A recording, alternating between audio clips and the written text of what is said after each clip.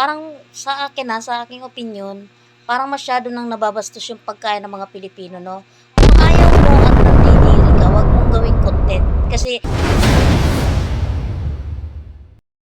ano, magbibigay tayo ng konting komento dito sa vlogger na 'to na parang sa akin sa aking opinyon, parang masyado nang nababastos yung pagkain ng mga Pilipino, 'no?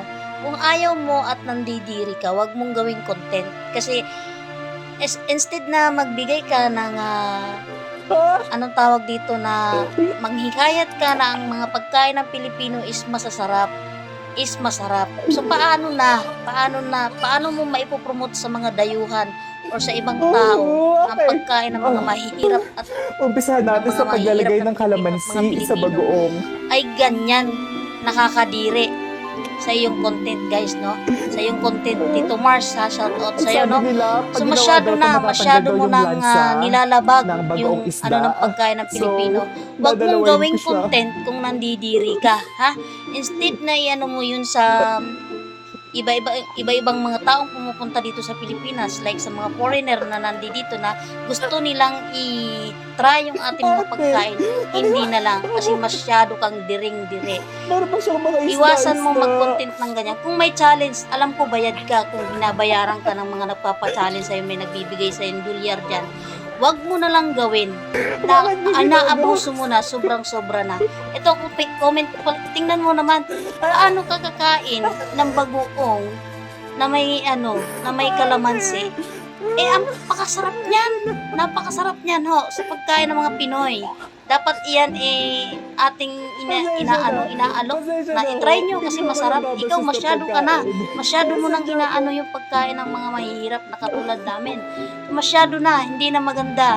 Huwag mong gawing content. O kung halimbawa malaki ang bayad sa'yo, yung sa kanila na lang, yung pagkain na lang nila, yung mga nagbabayad.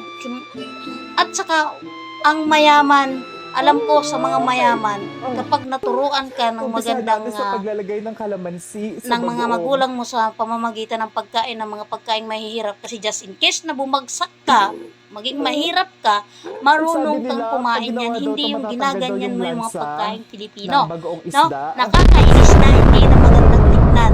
So parang binabastos mo na yung pagkain. Paano namin sasabihin na hindi ka namin i-judge? Sobrang arte mo, kalalaki mong tao. Mayaman ka man o hindi, dapat hindi ka ganyan, no?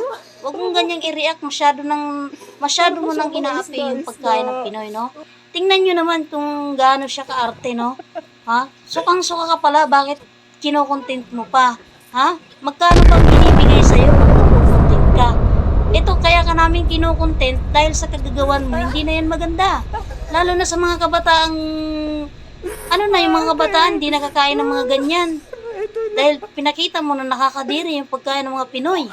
Masyado na. Tito Mars, umayos ka. Maraming content na gagawin, wag yan. Hindi ako nababastos na Ha? pagkain. Dahil lahat ng farmers na naghihirap magtanim yan para lang magkaroon tayo ng pakain. Tapos ginaganyan mo. Lahat ng farmers or katulad ng saging na to kinakain mo. Hindi na magtatanim yung farmers natin kasi nakakadiri yung saging. Hindi na mangingisda o hindi na maggawa ng mga Umpisahan natin sa paglalagay masasarap na ng pagkain yung mga kalamansi Pinoy sa dahil bagoong. nandidiri ka sa bagoong. Natural, lagyan mo yan ng kalamansi dahil yung pinaka-the best, sili. Yan yung pinaka-the best na menu Sabi nila, pag na ginawa daw ito, pinansasabi. matatanggal daw Masyado yung na, lansa hindi na maganda. ng bagoong Comment ko isda. lang to sa'yo, ha, So, sir. Kung dadalawain ikaw ko gagawa siya. ng content, yung matino, yung hindi mag-i-angry sa'yo yung mga manonood mo. Ang daming angry, no? Ang dami. So, pangit na, hindi na nakakatuwa. So, itong gawin mo, maghanap ka ng content na ikakatuwa at magugustuhan ng mga manonood mo. Kahit kasi kaming maliliit na creator, hindi na kami nasisiyahan sa mga ginagawa mo. Tapos sasabihin mo, may pinapa-challenge sa'yo. Hindi. Siyempre, pinag-uusapan nyo muna yan bago mo yan gagawin. Dahil bayad ka. Masyado ka na, hindi na nakakatuwa ang content mo. Kaming mga mahihirap, kahit galing sa lupa, hugasan namin yan, kutkutin namin yan, mapakamuti man yan, mapakamuting kahoy, gabi, aburot, o ano pa man na pagkain na galing sa lupa. Biyaya yan galing sa taas, hindi mo babastusin dapat. Masyado na. Hindi okay ang ginagawa mo. Hindi maganda yung content mo. Hindi kita sa pinagbabawalan dahil creator ka. Gumawa ka ng mas magandang content para pamarisan ka ng mga tao na ay okay tong content ni Tito Mars, pwede ako nitong kumain kasi masarap. So hindi kami nangingialam sa ano mo. Kino-content mo eh. Kami, content creator din kami, kaya kino-content ka namin. So ito lang masasabi ko sa'yo. Tigil-tigilan mo yan. Dahil nag-i-encourage ka ng mga batang dapat na matutong kumain. Kasi dapat, mabuti kung walang mga batang na, ay hindi pala ako pwedeng kumain yan kasi nakakadiri. Bakit si Tito Mars diring-diri eh? Ako pa kaya, bata pa ako. So, yung mga kamuti, hindi na sila kakain. Hindi na nila pag-aaralang kainin kasi nakakadiri. So, parang, ang bigat ng loob naming mga Pinoy. Pinoy ka pa naman yata. Ay, iwan, hindi ko makaintindihan. Arte-arte mo. May pa-alcohol ka pa.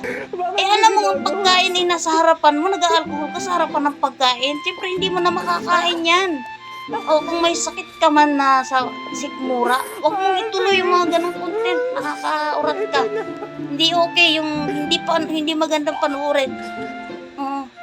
Lahat ng pagkain Pinoy ginaganyan mo. Hindi okay yan. Kasi alam mo bakit? Hindi na maganda. Lalo sa instinct ng mga bata, mga tao. Kita mo naman, kung natutuwa sila, walang angry bird dyan. Sasabihin mo, content lang. Ay, content lang din naman to. Pero, may may aral na makukuha ang mga tao dito. So, hanggang dito na lang. Ayusin mo yung vlog mo, idol. Idol, sana kita kaasa lang arte mo. Hindi na kita idol ngayon. Arte-arte mo. Hina-high blood mo si Tiborcia.